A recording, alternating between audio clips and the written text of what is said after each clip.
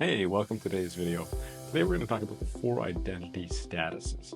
So the idea here is there was a guy named James Marcia, and he broke down a bunch of different categories on which people can flow through as they're trying to figure out what they're good at.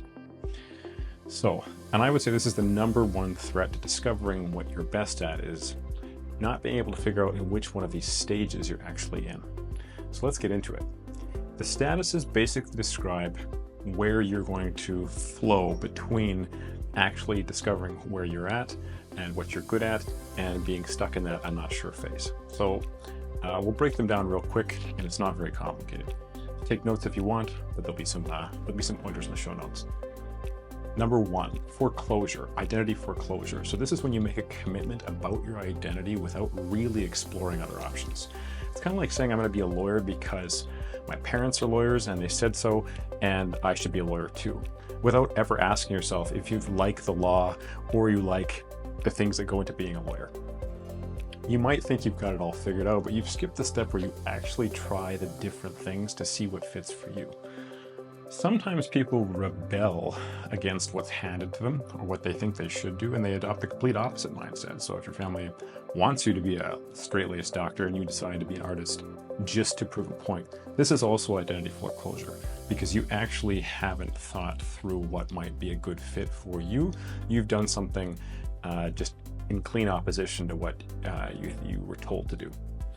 The takeaway from this is if you've never questioned or explored who you really are, you might be stuck in the foreclosure state, and that's okay. #2, identity diffusion state. So Marcia talks about this from the perspective of the I have no idea and I don't really care stage. So you haven't really committed to anything, but you're also not really exploring what might work for you. So you haven't committed to something that you haven't examined, but you're in a state of kind of like floating around with no direction. Maybe you're just vibing and hanging out, or maybe you're avoiding the whole identity question altogether. The tricky part is that people in this stage don't often feel much stress about it. So until they start to care. So if they don't work through it, they might end up feeling lost, isolated, or even picking up destructive habits. The takeaway from this state is that diffusion is kind of like being stuck in neutral. There's no stress, but also no progress. The 3rd state is called moratorium. This is the I'm kind of figuring it out, but it's also really messy. You're actively exploring, you're trying out different jobs, hobbies, beliefs, lifestyles, but you haven't fully committed yet. It's like that friend who maybe changes their major every semester or switches career plans every other month. And yeah, it can be really stressful. Marcia actually found that people in moratorium feel more anxiety than those in any other stage because nothing feels predictable. But here's the silver lining. This phase is where all the real growth happens. So the best part of all this stress, so to speak, is that you know you're close to the end in actually solidifying a commitment and really getting to let yourself indulge in the steps towards moving to something. The takeaway is this is the trial and error phase. It's messy, absolutely. Is it worth it though? Absolutely. And the last stage is identity achievement. This is I explored, I've struggled, and now I have a pretty good understanding of the course that I want to take. You've gone through a bit of a crisis, you've asked some of the hard questions, and you've landed on a commitment that makes sense to you, feels true to you, not just what other people expect. Maybe you figured out what you believe, what career you want, or what kind of life you want to build. But people in identity achievement usually feel more confidence. Even if there's some anxiety on how to go about achieving it, they have a better understanding of their sense of self because they recognize that it comes from trial and error that they've done and not just the opinions of other people. So the takeaway in this is that the identity achievement phase is the reward after all the searching. Now, in the beginning of the video, we talked about the fact that one of the problems is not being able to clearly identify this. So if this has been clearer for you, here's the next steps. So if you are in the foreclosure stage, you've committed without exploring.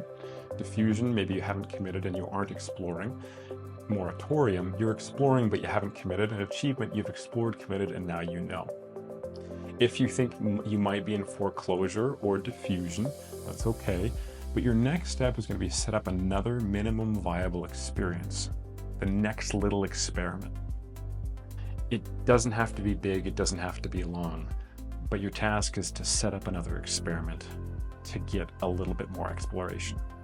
If you think you're in moratorium and you've got some good options in front of you, run another experiment on your favorite option. Commit by doubling down to get more information on the thing you might like the best. Go a little deeper. If you're in achievement, the trick is to actually suspend experimenting for a little while and take some action. If you've got enough information to feel pretty confident about the direction, don't get too stuck in paralysis by analysis. Decide that I'm going to take these actions and I'm going to consider whether I like it or not in a month, 2 months, 6 months, whatever. Because much of the time when we start something new, the next task is recognizing that there's a high degree of discomfort with anything new. So if you're in achievement, just withhold the experimenting and getting more information or thinking about it too much until you take some good solid action steps. Where do you think you're at in any one of these phases? Drop in the comments. I'd love to hear.